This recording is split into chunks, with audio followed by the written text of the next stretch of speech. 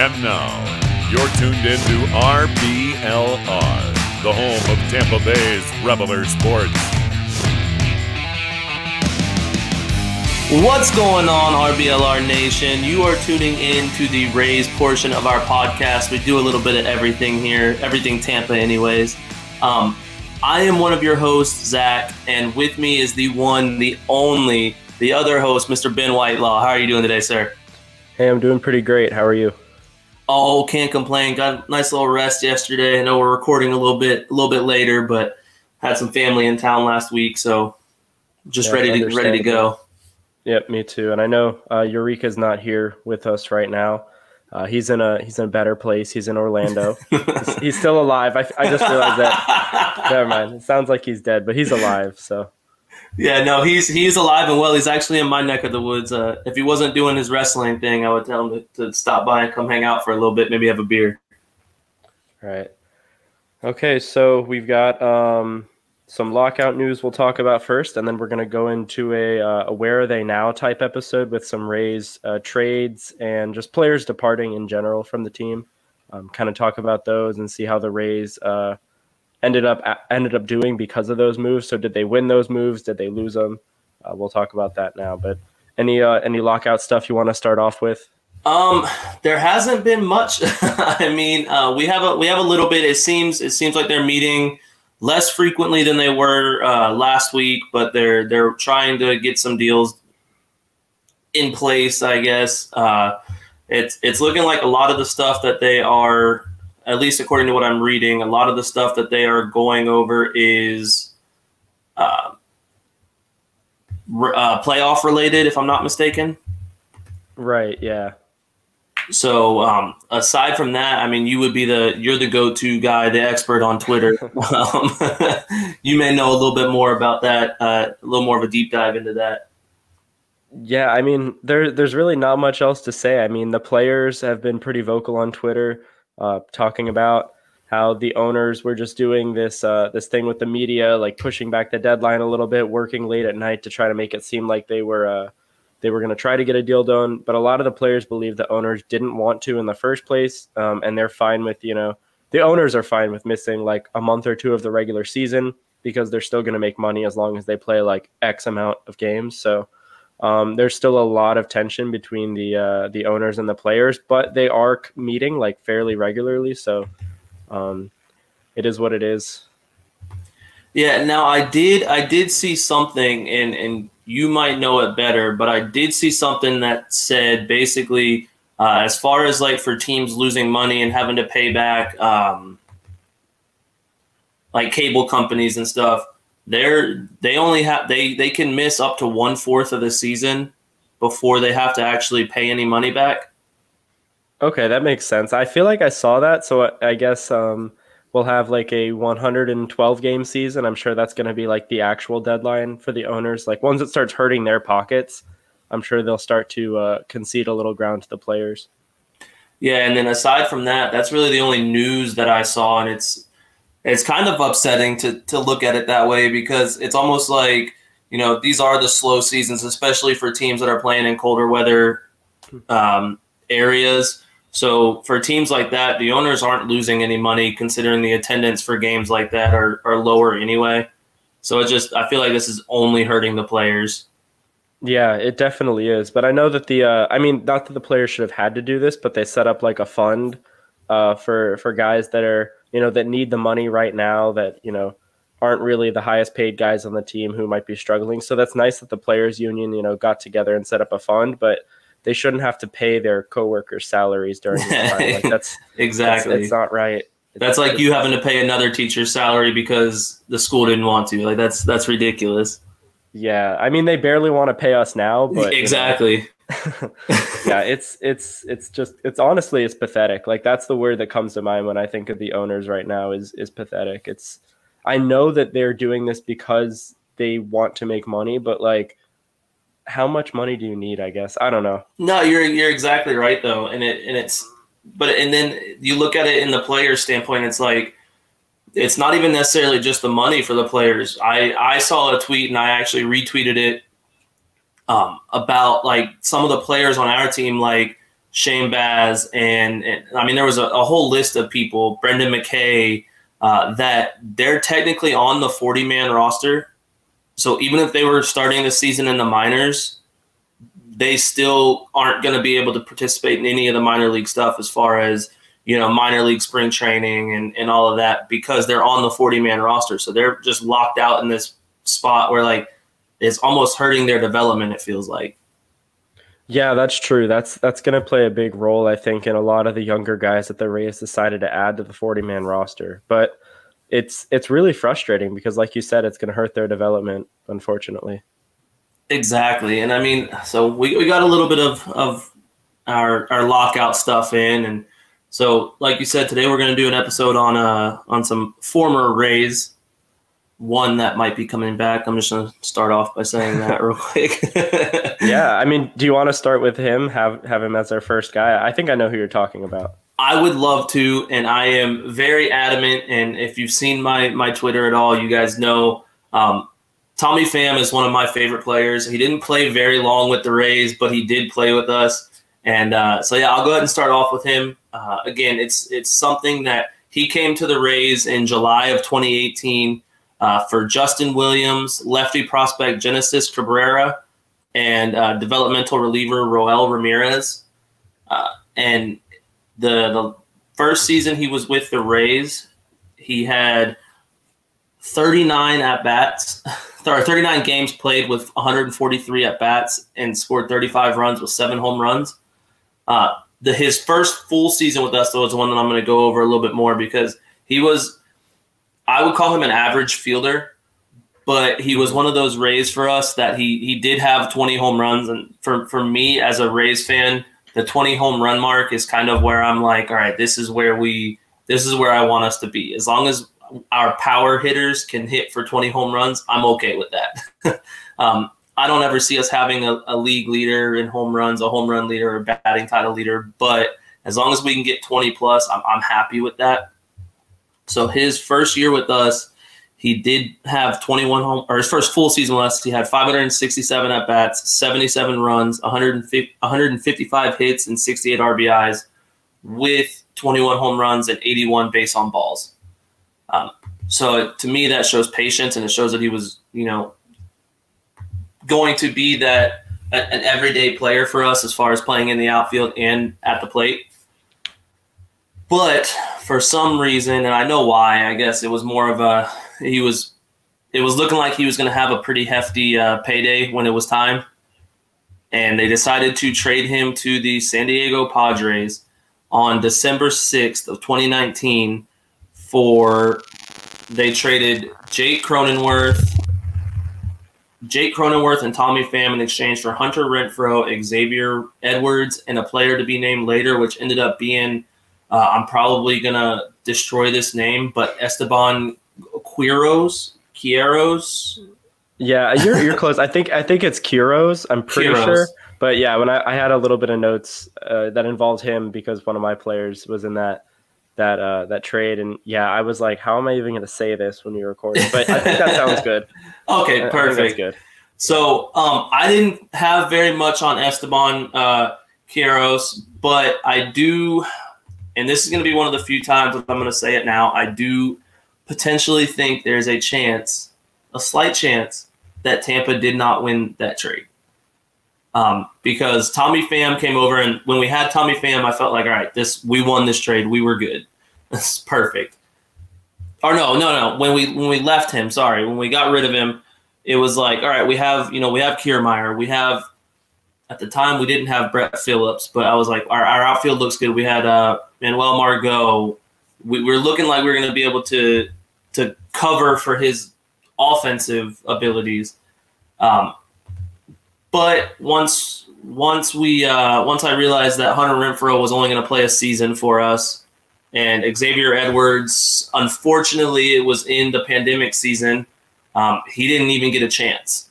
So he was kind of another one of those guys, almost like in the lockout, where he was on a castaway island, basically, for his first season with the Rays. And, he did come over as the 76th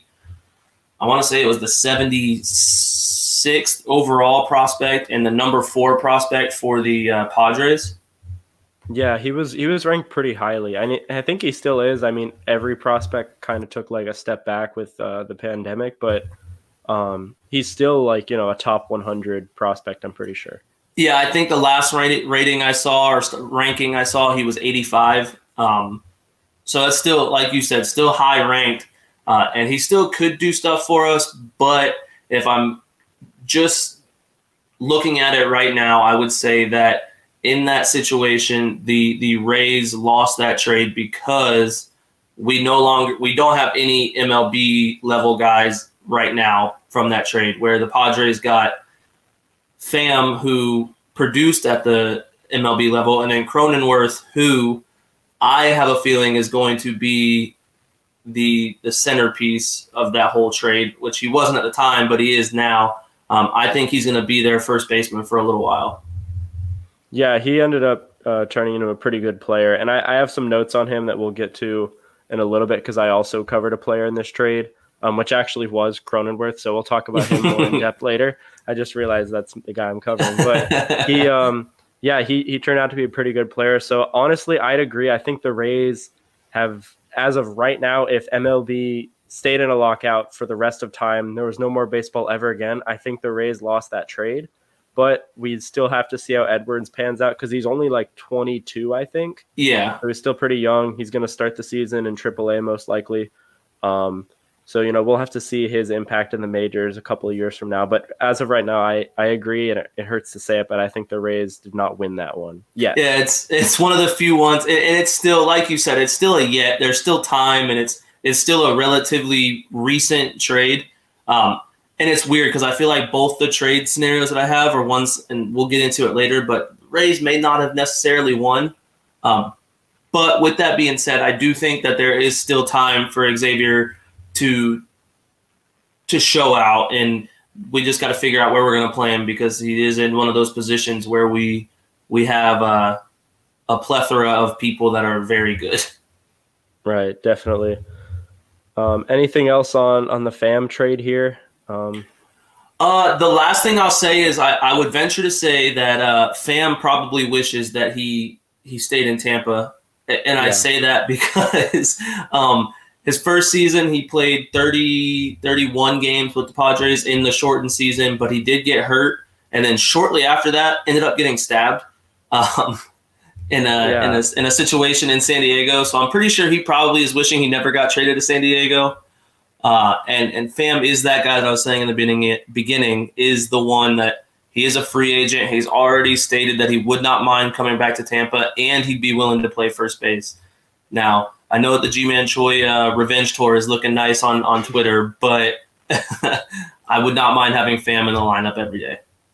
Yeah, I mean, if he does come back, I think he would platoon with Choi at first if the first base experiment works out. But he hits the ball really hard. He's a very intense person. I think he'd be a good not a mentor, but a good way to kind of balance this young team, because it's great that this team is young. They like to have fun, they're always happy, but I think having a couple intense veteran guys on the roster, in the clubhouse, I think that's going to be good for the team. And he could still be a productive player. He hits the ball really hard. He gets on base. I think he had a 25 game on base streak during that 2019 season with the Rays. Yes, sir. So he's just a really good player, and I think he fits the mold of what the Rays would like to do. So yeah, I hope he comes back maybe as a first baseman. Yeah, and he's relatively young still too. I mean, he's not 25, but he's still relatively young. So if he were to come back, it's not something that it's it's not like a Rich Hill situation where he's 40 years old and we're signing him for a year. This is probably the only year he's going to play. He's still got a few years of productive ball left in him, in my opinion. And you said, you touched on it a little bit, but that locker room presence, I remember when he was traded, how upset Blake Snell was. I remember his Twitch live stream, we're getting him for these slapdick prospects. I remember that, and just, the locker room presence, I think, is something, a whole nother level to talk about, that it could be useful for any team, let alone just a young Rays team. Right. So, yeah, I mean, I think overall the Rays have yet to win that trade. And I think if Pham comes back, honestly, that might kind of help tip the scales in their favor. But it's really all depends on what Xavier Edwards is going to do. So if you're listening right now and you are Xavier Edwards, just make sure you work extra hard so we can feel better about ourselves. Please. Yeah, that would be nice. So, all right. Now, who's your first former Ray? All right. So this one is a long time ago. Have to go way back, but it's going to be Tim Beckham. Oh, my goodness. He was a former, super long ago. He was in the Rays system for a while. He was the former #1 overall pick in 2008. So even though that was like the Rays World Series year, their first World Series year where they, matched up with the Phillies there, they still had the #1 pick because their 2007 record was pretty terrible. So Tim Beckham gets drafted #1 overall. He was a really highly touted prospect coming out of high school. He was drafted from some high school in Georgia, I believe. And he turned out to be a very average player in the minors and the majors. He didn't really do much with the Rays. He got suspended for PEDs once. He just did not work out. He didn't live up to his #1 prospect hype. So fortunately, the Rays were able to, trade him away for something of value. In 2017, he was having a pretty decent season, probably his best season with the Rays before he got traded to Baltimore for Tobias Myers, who was actually flipped this past winter to Cleveland for Junior Caminero. And if you're on Twitter and you've seen those videos of Junior Caminero, he's listed as 5'11", but he's bigger than Vlad Guerrero Jr. now. And he looks like one of those statues from like ancient Rome. He's just this massive, muscular kid. He's 21, 22. Young guy, really looks like he has a lot of power. The bat's really fast. So I'm pretty excited about Caminero, but we're going to continue to focus on Tim Beckham here.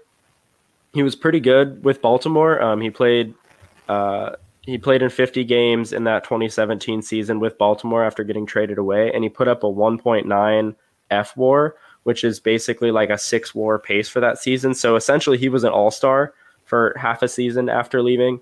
It didn't really help Baltimore too much. They were still pretty not that great.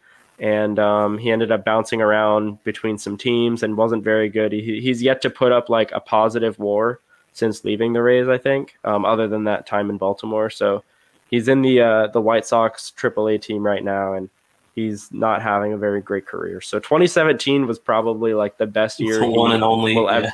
It's not looking good for him, unfortunately. But considering how his career's panned out now and who the Rays have as their starting shortstop, I think the Rays definitely won that trade. It's still kind of up in the air because Junior Caminero is technically part of that trade tree. But, so it's still hard to say. It's a tiny yet, but I think the Rays still won that one. We have Wander Franco now. It's hard to complain. Now, I will say the one thing, and the one thing that hurt me the most with Beckham was not that he played for us. It was the fact that he was ever drafted to us because of who else was in that draft class. Yeah. Because if I'm not mistaken, that was the same draft class that Buster Posey was in. Yes. And the Rays needed a catcher at that time. So they did.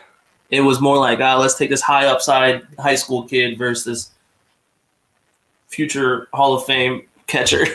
So looking at it now, that's what hurts the most with Tim Beckham, not even the trade. I do agree with you in the fact that I think we won that trade because we do have so much depth at really infield in general, and especially at that shortstop position.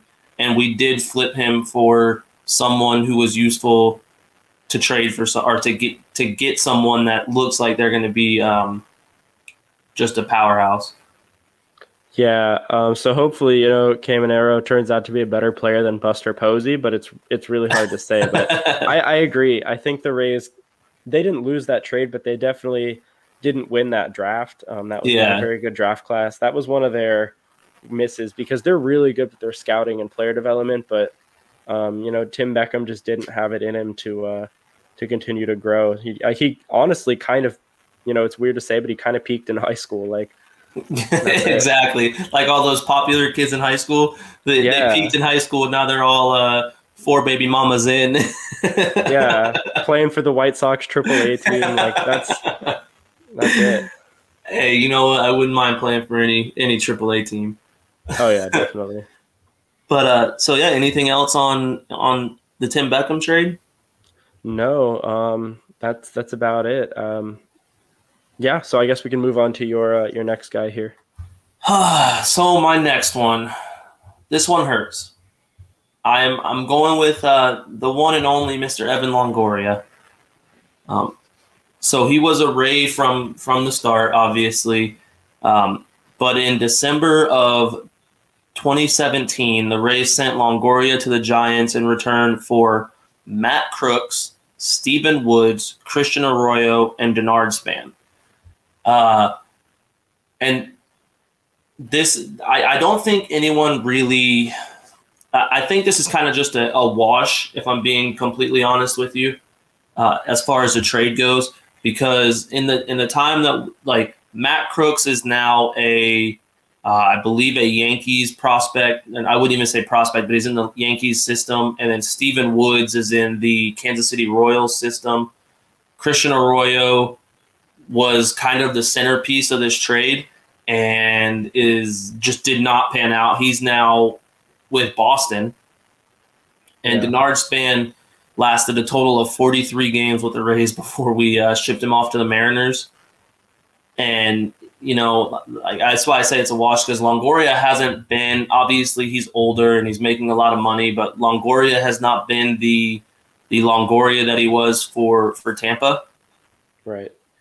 And I think this was just a money saving. Like we're already paying him more than anyone else, and he's going to need to make more. So when we traded him, we still haven't filled that void at third base. And that's the only reason that I would say maybe the Giants won the trade, because we have no one from that trade still. But we do have. Well, go ahead. Oh, I was going to say, I think Denard Span is working in the front office. I'm pretty sure. Oh, okay. So technically, kind of we do. Team. Yeah. Kind of. And who knows? Maybe he's the one who told us to pull up Wander Franco and start him right away. Maybe. Who knows? Maybe that was him. So without Denard Span in the office, we no longer have any of those players on the team. And Longoria is still a suitable third baseman. He's not winning a Golden Glove anytime soon, but we have not filled that void at third base in the sense of a fielder. And I think that is the one thing that I will say slightly pushes this trade into the favor of the Giants, because they filled that third base need and we didn't. Christian Arroyo was supposed to be that guy and did not pan out that way. For us, anyway. He's looking decent for the Red Sox, go figure.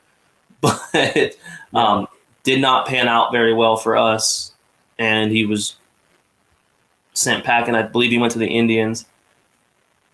Yeah, I don't remember who he was traded for. I'll look that up in a bit. But yeah, he's kind of like a bench guy with Boston right now. I don't think he's going to really crack that lineup, even though, you know, they're not that great of a team right now.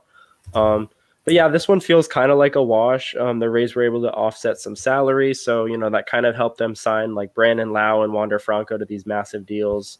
So yeah, it's hard to say. I know Longoria was having a really good season last year, and then he got hurt. And you know, the Rays, I think, have been more of a postseason force than the Giants since that trade, if I'm not mistaken. So it's kind of like, yeah, it's nobody's really running away with anything too valuable here. I'm looking up the Christian Arroyo trade to the Indians real quick, if it'll load. Okay, I'll stall right now. I'll keep everybody busy. I can do some No, I don't have any stand-up prepared. Stay with us, guys. Stay with us. But yeah, I was hoping Christian Arroyo would be like the future of that, I guess, left side of the infield along with Wander Franco, but it just didn't turn out, which sucks because he's like a Tampa kid, kind of. Yeah, exactly. Like from like Brooksville or something. So. Yeah, somewhere close. But so the Rays traded him. They traded Christian Arroyo and reliever Hunter Wood to the Indians in exchange for minor league outfielder Ruben Cardenas and international bonus money. Okay. He's been pretty good. He was good with the Montgomery Biscuits in Double-A last year. He's got a pretty good bat. Maybe we did win this trade if he makes his way up, but right now I'm calling it a wash, based on the fact that we have nobody from this trade playing still. So it could be something that we lost. I think so. It still feels pretty flat, I guess, because that international signing money, it depends, who that's used to sign. It's really hard to say, but Cleveland's been taking a lot of Rays, I guess, like second-hand players lately, so that's nice of them to take those guys. Thank you. Because like they're not really, they're like treading water in the AL Central there. They're not really running away with any titles or anything. So exactly. Just based on how the Rays have been since these trades, like it seems like they're making the right moves. I think that one. It's even though we lost Longoria, it still feels like a wash. Yeah, the hardest thing to deal with in the trade is literally just seeing Longoria not in a Rays uniform. Yeah, that's probably the worst part of it. Yeah, 100%. Like we lost fielding. We didn't lose that much in offensive production because of some of the guys that we picked to fill that void, but we definitely lost just having that. Like he was our all-star player. He was our face of the franchise. Yeah. Well, the Rays do have a new face of the franchise now, so hopefully if and when baseball starts up again, we can, watch him perform. Exactly. Wander Franco. Yeah. Exactly. So that's all I have for Longoria, as much as I miss him. All right. I'll move on to my next guide here. So next up is Jake Bauers. He was, acquired a little while ago in 2014 from San Diego in that Will Myers deal. And as soon as he was acquired, he was like crowned the first baseman of the Rays' future. He was supposed to be a cornerstone in this team with Willy Adames for many years because they came up through the minors together. They were like the number 2 and number 3 hitter on every team they played in. So, they were pretty close too. They were good friends. So he was a really good hitter, Jake Bauers, in the minors, and he put up a really great walk percentage. He was known as like a really good get on base type kind of guy. He had a great eye. But he didn't really work out in the majors. He put up a .7 FWAR in 96 games in 2018 with the Rays before he got traded to Cleveland and then later Seattle. So he's really it just didn't work out. The Rays ended up getting Yandy Diaz and Cole Sulser for Jake Bauers in 2018, and that was in a 3-team deal that sent Carlos Santana from Seattle to Cleveland, and then Edwin Encarnacion from Cleveland to Seattle. So a lot of moving pieces there, and the Rays ended up getting Yandy Diaz, and Yandy has put up a 4.24 FWAR in 247 games across parts of 3 seasons with the Rays, which is pretty decent. He's put up it's a respectable like 2.75 WAR per 162. So he's been like an above average, like kind of close to not close to all-star, but it's like halfway to being an all-star. Like he's been really good and consistent. And he does have room to grow, surprisingly, even though he's 30 years old. Like he's starting to like really get that launch angle thing down, and he hits the ball just about as hard as anyone in baseball. So I really like that the Rays have Yandy on the team. I think he's awesome. Cole Sulser was decent with the Rays, even though he pitched 7 innings and then went to Baltimore later. But he was kind of just a throw-in in that deal. I think Yandy Diaz was the main piece. Yeah. Bauers just never really worked out. Yeah, no, and Bauers was one of those guys that when he did make contact and when you saw him launch a ball over the fence, it was just beautiful. You're like, oh my God, why can't we do this all the time? But you're right. The consistency, it felt like at the major league level just wasn't there. It wasn't like what he was doing in the minors. Yeah, he has a really nice swing. He just can't, make it hit the ball. And he's just not that good, unfortunately. Like, it sucks to say that, but he's bounced around in AAA in a couple organizations. He's currently with the Reds right now. Maybe he'll figure it out in Cincinnati, but he has yet to put up an FWAR better than -0.2 since leaving the Rays. So it seems like the Rays squeezed about all the value out of him as they could. And I think 100% absolutely the Rays won that deal. Yandy has been, a big part of this team, and it looks like he's going to stay that way for at least a couple more years. And, Carlos Santana was a big piece of that trade, and he put up a 4.7 F-WAR in 2019 with Cleveland. So he had one really good season, then he kind of dropped off while Yandy has stayed pretty steady. So I think the Rays, out of all the teams in that deal, did win that trade, and they definitely won it over Cleveland. But it was pretty close between them and Seattle. But I think the Rays still have the edge. Yeah, I agree with that 100%. And I know that I've talked about Yandy before on the show, and he's one of those guys that, like you said, he's not all-star caliber level, but he's close enough, and he's one of the most fun guys to watch. To just watch play and watch around the club and just everything in general. He's just exciting to see him, like when he interacts with fans, it interacts with like the camera and stuff. It's exciting. Yeah, he's a good player. Every single at bat, he puts up a fight. He's never going to go down easy. He's got really good plate discipline. If he can just consistently hit the ball in the air like he did in the second half of last season, he could be like, an all-star, maybe a little bit like, maybe a borderline all-star this season. So I'm excited for him, though. He's been a great player for the Rays. So sucks for Bauer, though. Yeah, it does suck for Bauer. And you know what sucks for Bauer more? What? Is that he probably does not have a shirt from shop.rblrsports.com. And that's true. And I mean, just if he had one of our cool, I'm gonna say this to you guys, not necessarily to Ben, but we have all kinds of cool shirts, all kinds of shirts that have designs from all of our Tampa teams. You got the Rays, the Rowdies, the Lightning, the Bucks, maybe some Bandit stuff coming up because Eureka and I are working on a Bandits podcast as well. So maybe some Bandit stuff coming up. And I think Ben has if I'm not mistaken, you have a code, right? Yeah, you didn't hear this from me. This is, industry secret here. But if you use promo code FLAPPY, that's FLAPPY, you can get 10% off your order at shop.rblrsports.com. And that was a really good ad read, honestly. Hey, that was perfect. I appreciate that. I knew we had to throw it in there somewhere, and I know the fans will love the shirts. And if you can't do that, it's all right. But it does help us out a lot. It gives us a reason to keep going a little bit with the shirts and stuff. Yeah, definitely. So I recommend getting one. And if you don't want to get one, maybe get one for Jake Bauer. Send it to him because he probably didn't get one when he was in Tampa. He missed out. Definitely. Yeah, because we just started making them, so he definitely missed out. But if you want to send him one, let us know, and you can send it to him. We'll find his address for you.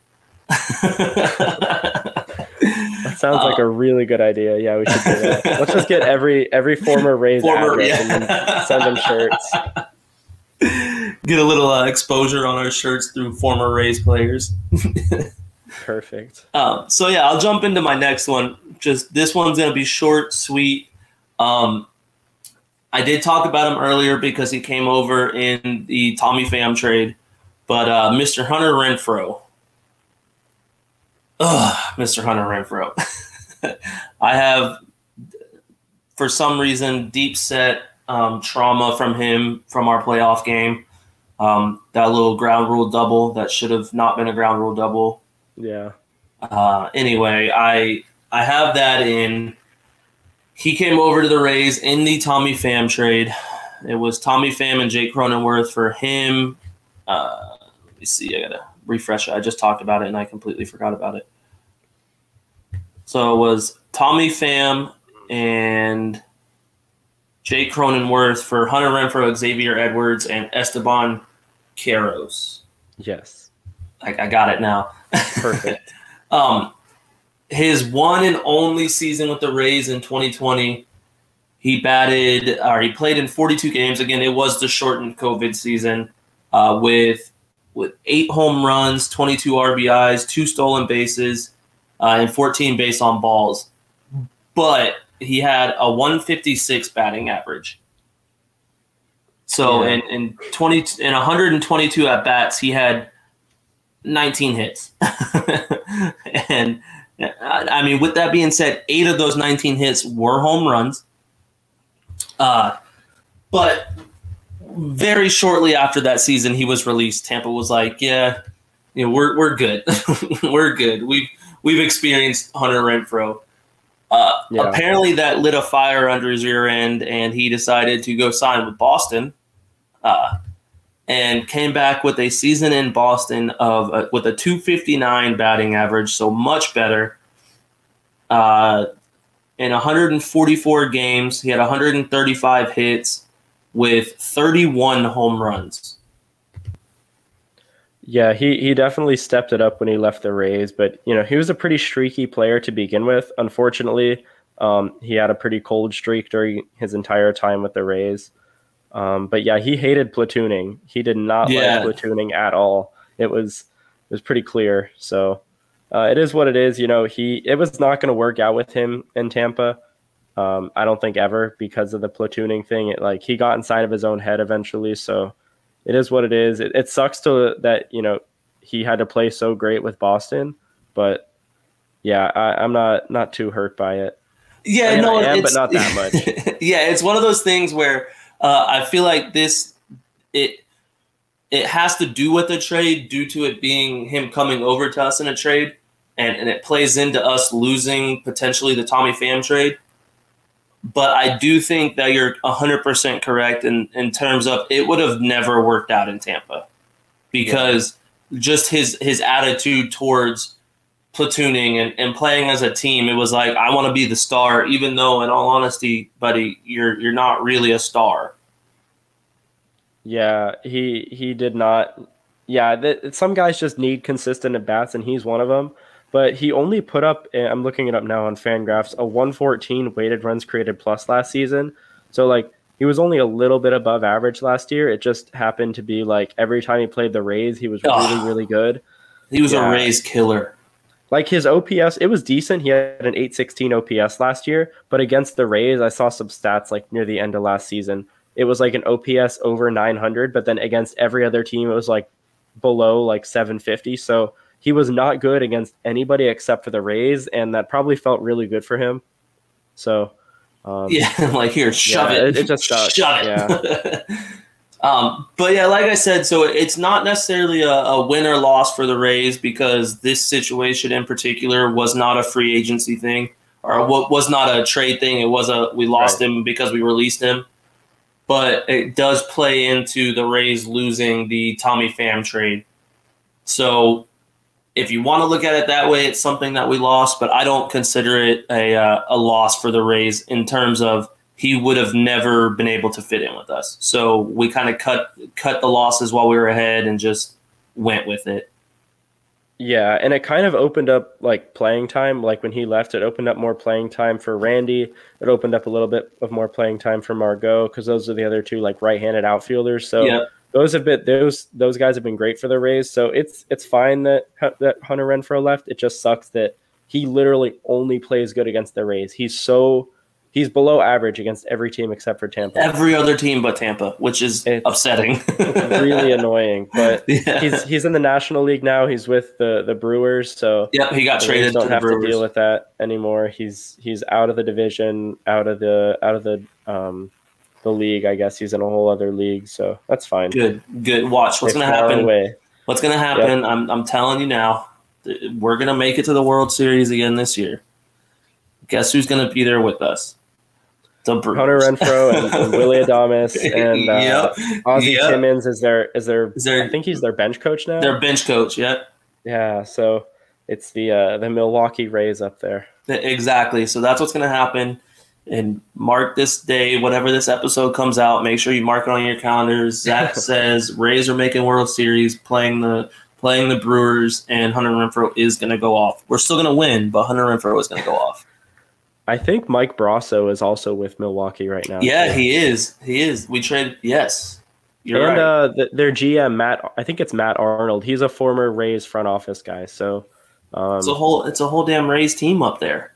Yeah, it honestly is. I wouldn't be surprised if a couple more guys either sign there or get traded there, either current Rays or former Rays. So. If Tommy Pham goes there, I'm quitting baseball. Yeah, that would suck.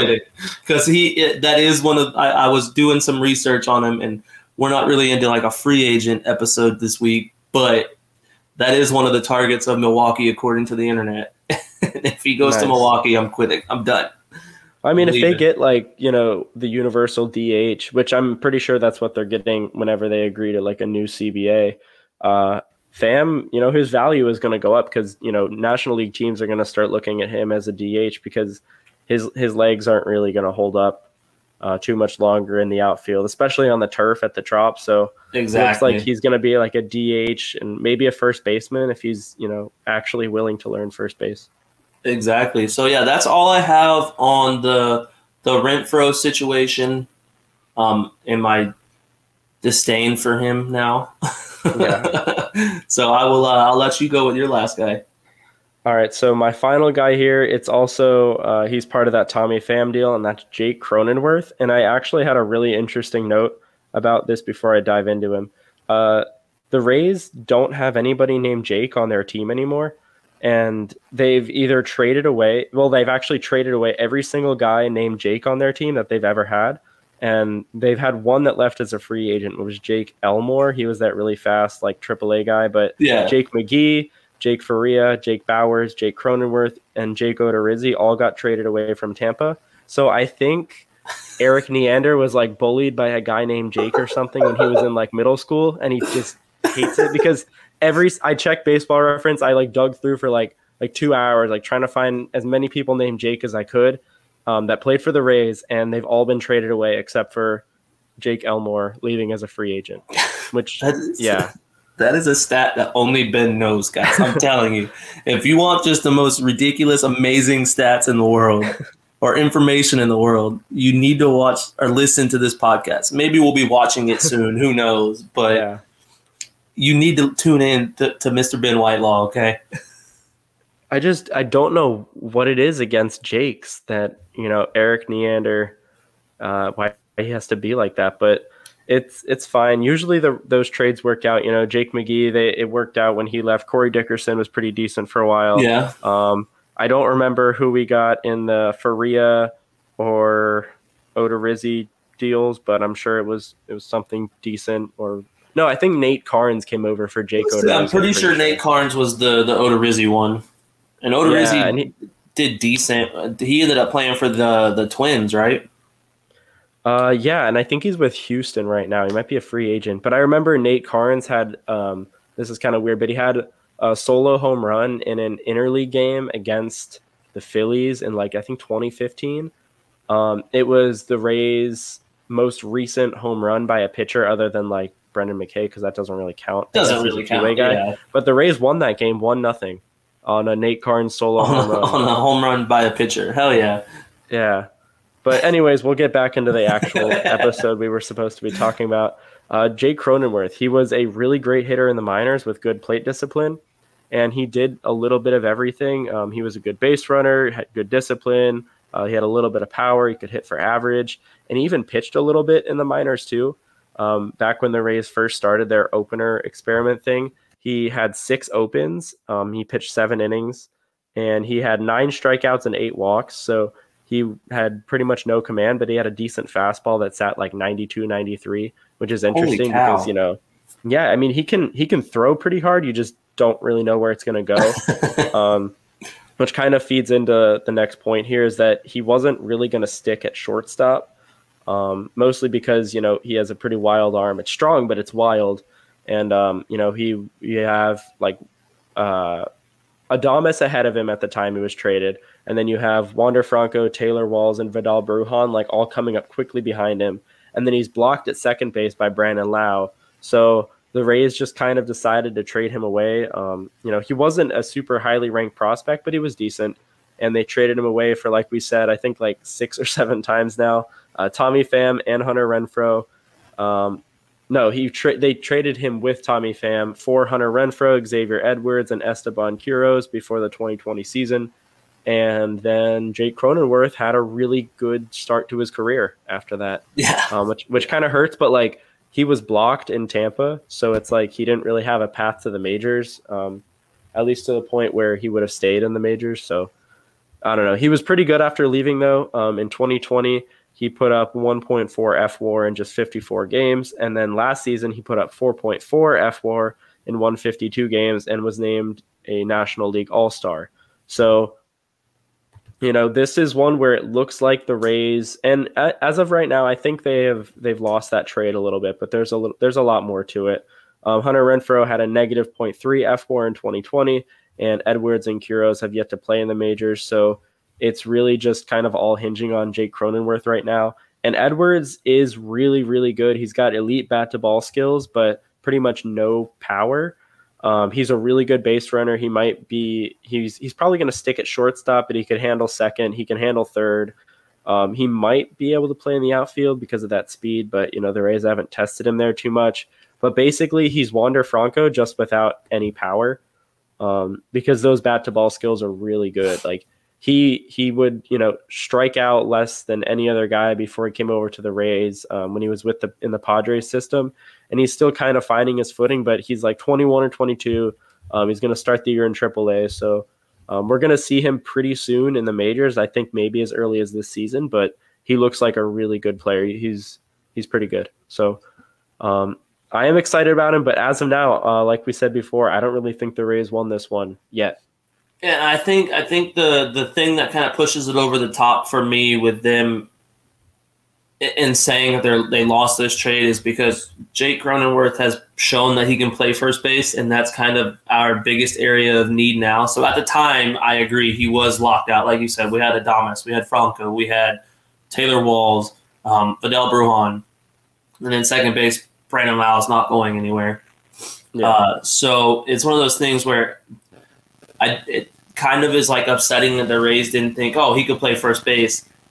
Maybe at the time it didn't look like we needed first base, but I think that is the like straw that breaks the camel's back in sense for me, because now we're like looking for a first baseman, and he's proven that he can play first base, and he's versatile, which is exactly what the Rays look for in a player. And he's not with us anymore, and he's having a great career. He is. He's had 2 pretty good seasons. And, he is versatile, but, like, he's not good at it. Like, in 373 innings at shortstop, he's had -4 defensive runs saved and 0 outs above average. Like, he's just got a really wild arm. So if he's putting up those numbers at shortstop, third base, he could not handle third. Yeah. But, yeah, like we said before, Wander has shortstop locked down for the next 10 years, so he's not going to play there. He's not going to play over Brandon Lau, because they're both lefties, and Lau is, like, based on weighted runs created plus, he's like 20 to 30% better of a hitter. And he's, about the same, maybe a little bit better defensively than Cronenworth. So he's not going to start over Lau. The thing is the first base situation. He's been slightly above average at first base. He's been decent. And he's been a better hitter than Choi these past 2 years. But, coming out of 2019, I think it was, Choi was like probably the best first baseman in the American League East. So I think the Rays were really banking on that as part of why Cronenworth left, because they're both lefties. So they decided to go with Choi over Cronenworth and Nate Lowe. So that was interesting too. Or Nate, it was Nate Lowe, not Nate Lau. Brandon Lau. Yeah, because Brandon Lau, Nate Lowe, Josh Lowe. Got it. Yeah. Okay. So the Rays decided to take Choi over both of those guys. And, Choi has been injured on and off. So he looks pretty good right now. I don't know if you've seen his calves on Twitter. So I did. I think you shared it, actually. Yeah, I'm excited about that. He's looking healthy. I know going into last season with all the lockdowns and stuff in South Korea, he wasn't able to get like his normal preseason workout routine stuff in. He does a lot of Pilates and yoga and stuff too. Which is interesting. So he wasn't able to do a ton of stuff because of, the pandemic, but he looks like he's out for revenge this year. So I'm excited about that.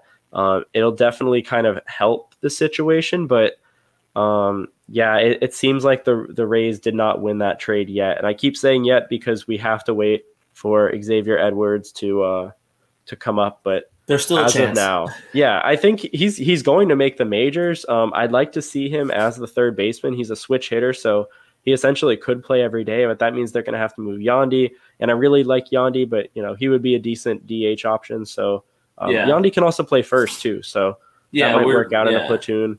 I don't know. I just hope we see Edwards soon because he's a really good player. He's got elite speed, elite bat to ball skills. if he could just figure out a little bit of power, that would be awesome. But if not, he looks like he could be like a Billy Hamilton or like Juan Pierre type, like base stealer. Just a menace. Billy Hamilton had a decent career. I mean, he's still in, but I think he's in a minor league system somewhere. But I mean, he had a decent career as someone that's just insanely fast. Yeah, and Edwards has better like bat to ball skills and plate discipline. So it's like, agreed. If he just gets to the majors, he's going to be like a really annoying, and I say annoying for like the other teams, but he's going to be a really annoying guy to face as like a number 1 or number 2 hitter, or even as like a 9 hitter to like be like a second leadoff guy. I think that would be interesting for him. But I like Edwards a lot, so we just have to wait. But right now, the Rays have not won that trade yet. So, yeah, and I agree with you 100%. It'll be interesting to see how Edwards does. I say we see him in the next 2 seasons for sure. Probably this season. If not this season, I don't see how we don't see him in 2023. Yeah, I think maybe September call-ups might be the time. Yeah, exactly. So if we don't see him this season, I say we see him in 2023. And if we don't see him by then, it's because he gets traded, because there's no way he – I wouldn't be surprised at this point, but yeah. So that's all of our player review, or not player reviews, but our where are they now kind of a deal. So you got anything else to go over? I know you said, do you want to go touch base on the Blake Snell and Willy Adames? Yeah, definitely. Just because we can't really say who won those trades yet, but with Snell, he was sent over for Luis Patino, Francisco Mejia, Cole Wilcox, and Blake Hunt for Blake Snell. So really big package there. And, Hunt's been struggling in the minors a bit. Wilcox was hurt, but Patino and Mejia look like they're, cornerstones for this team for a long time. And Patino is poised to break out this year. So Snell was good last year, but like, I don't know. It seems like a pretty fair trade, and we can't say who won yet, but I did want to cover that. Yeah. And then, so just to throw my 2 cents into that, I obviously, and I've talked with, Cole from Rays Metrics, if I'm not mistaken, correct? Yeah. Mm-hmm. I've talked with Cole and on the episode that he was on. I am a huge Patino believer, and I think he is too. And I am going to – it's early. Like, I'm not telling you this is guaranteed, but I think that the Rays are going to win that trade. Yeah, I think so too. And then the other one, so many quality guys. Like Patino is great on his own, but like Wilcox looks like the real deal before he got hurt. Blake Hunt is a ridiculously good like defensive catcher. He's got a great arm. He just needs to be a little bit more consistent. Francisco Mejia, really solid backup option, switch hitter. Like it's looking good, but we can't really say who won yet. But I think the Rays will win that trade eventually. Yeah, and I like I said, obviously I agree with you on that one. And then the next one was the Willy Adames to the Brewers.